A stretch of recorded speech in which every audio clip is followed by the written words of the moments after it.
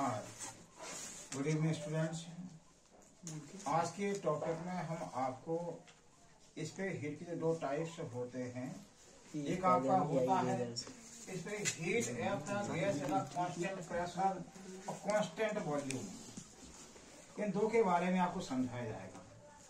इसके बाद सीपी और सीवी रिलेशन क्या होता है, वो गैस इक्वेशन को सीवी को आपको प्रूव करेंगे आपको।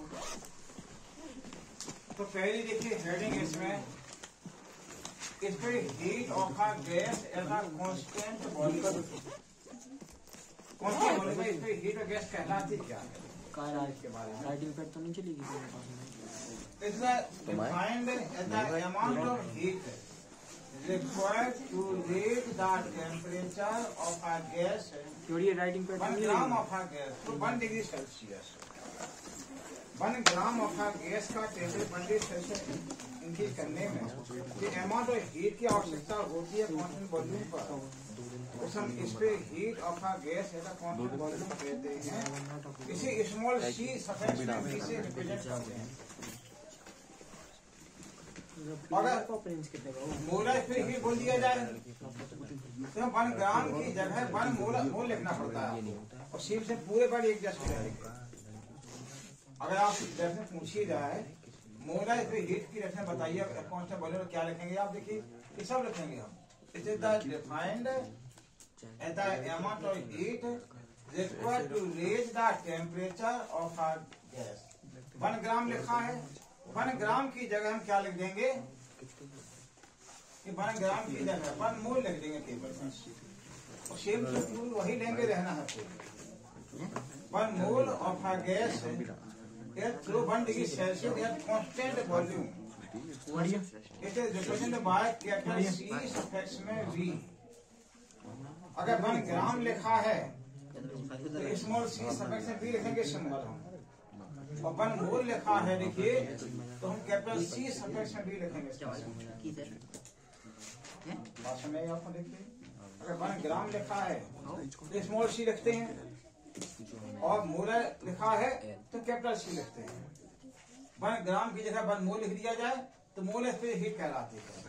अगर कांस्टेंट वॉल्यूम पर है तो सी भी लिख देंगे, कांस्टेंट प्रेशर पर है तो सी भी लिख देंगे इसमें।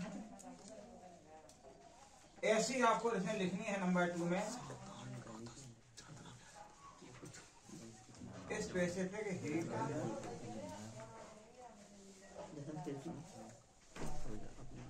of a gas at constant volume। Specific heat of a gas at constant volume। Volume जब क्या लिखेंगे constant pressure.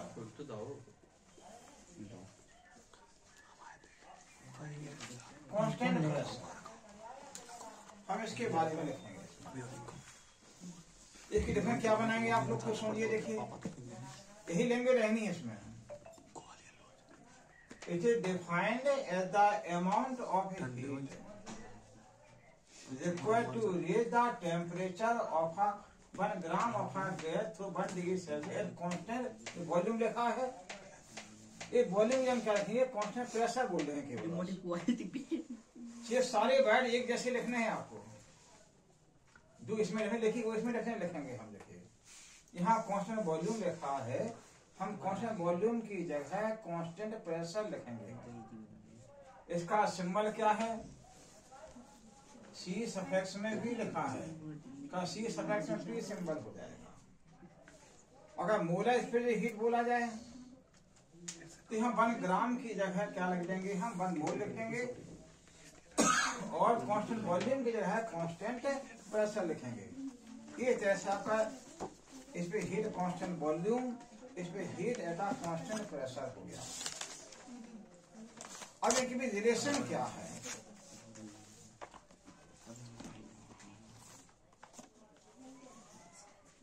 Relation between CP and CV क्या रिलेशन होता है? सी सफिक्स में पी माइनस सी भी इक्वल टू आर। ये फॉर्मूला को ड्राइव करना है, एग्जाम कई बार पूछा जाता है, ऐसे क्वेश्चन ही बनते हैं बहुत से, बहुत ही इंपॉर्टेंट फॉर्मूला है इसका। सी सफिक्स में पी क्या है? Molar heat at constant pressure. C suffix में वी क्या है? Molar heat at constant volume. देखिए रिलेशन आपको प्रूव करना है, CP minus CV equal to R prove करना है आपको। अच्छा बताइए फर्स्ट लॉ थर्मोडायनामिक्स से क्या है? When heat absorbed delta Q, हमें यदि हीट कोई मतलब सब्सटेंस है हीट डेल्टा की एब्जॉर्ब करता है, ठीक है, some part of the heat increase इस टेम्परेचर और इंटरनल एनर्जी भी कह सकते हैं इसको हम, remaining some part the amount of back done, the amount of back done delta W. इसको हम ऐसा लिख सकते हैं, देखिए according to first law of thermodynamics, according to first law of thermodynamics,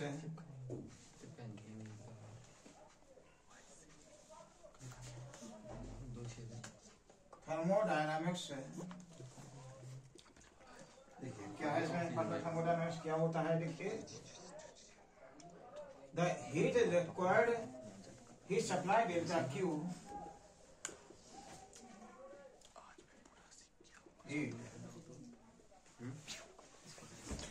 supplied delta Q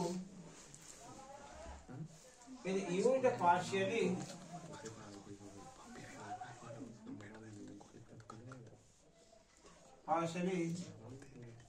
to increase temperature or internal energy, internal energy delta U and the remaining some part to use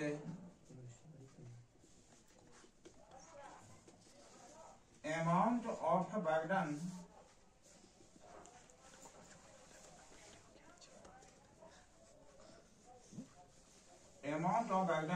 delta W। Therefore delta Q क्या है? Absorb heat है, supplied heat है, इसका some part use increase the internal energy, internal energy को increase करने में use होता है, remaining some part use the amount of work done delta W. अब देखिए इस पे हीट हम कांस्टेंट वॉल्यूम के बारे में लिखेंगे पहले हम, और कैपिटल सी लिखा है तो मोलर स्पिरिट हीट लिखना पड़ेगा कांस्टेंट वॉल्यूम के बारे में। Eight constant volume, constant volume जब V हमारा कांस्टेंट है तो इसमें चेंज है, डेल्टा V की वैल्यू क्या होगी? 0 होगी। कोई कांस्टेंट वैल्यू में चेंजिंग हमेशा 0 ली जाती है। Then delta V equal to कितना होगा? 0 होगा, क्योंकि कांस्टेंट वॉल्यूम लिखा गया है, कोई चेंजिंग नहीं हो रही है। डेल्टा मतलब चेंज का सिंबल है ये, तो चेंज ऑफ वॉल्यूम कितना? डेल्टा V इक्वल टू कितना होगा? 0 होगा। By definition of the molar specific heat है,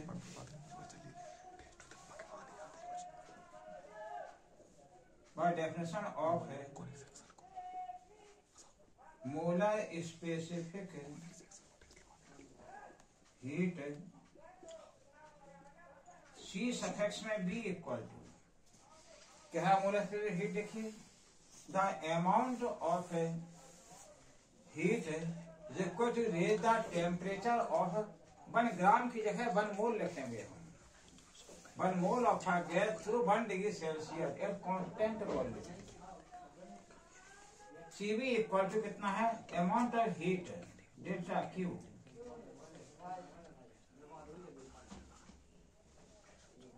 bye delta T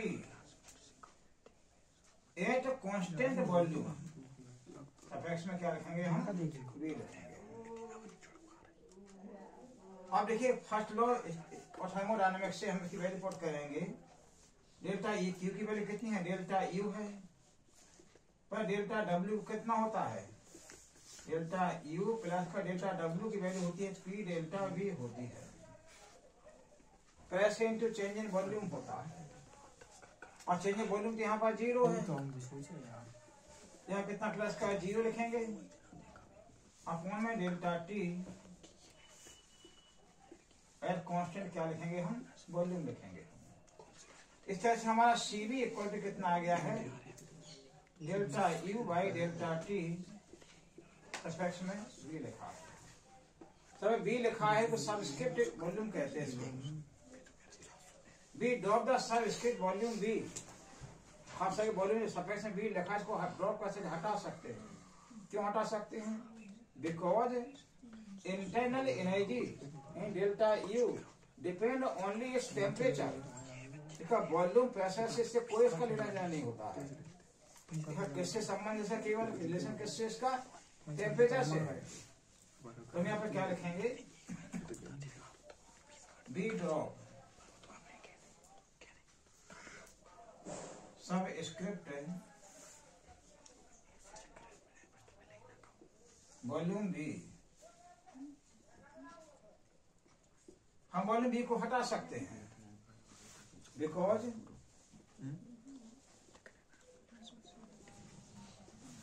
internal energy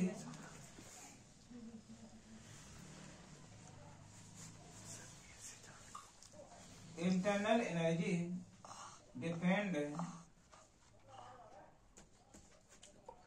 only its temperature.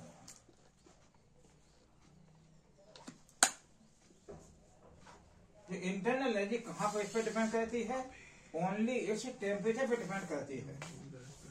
तो भी subscript V dropped subscript volume V, हम वॉल्यूम V को रिमूव कर सकते हैं, हटा सकते हैं।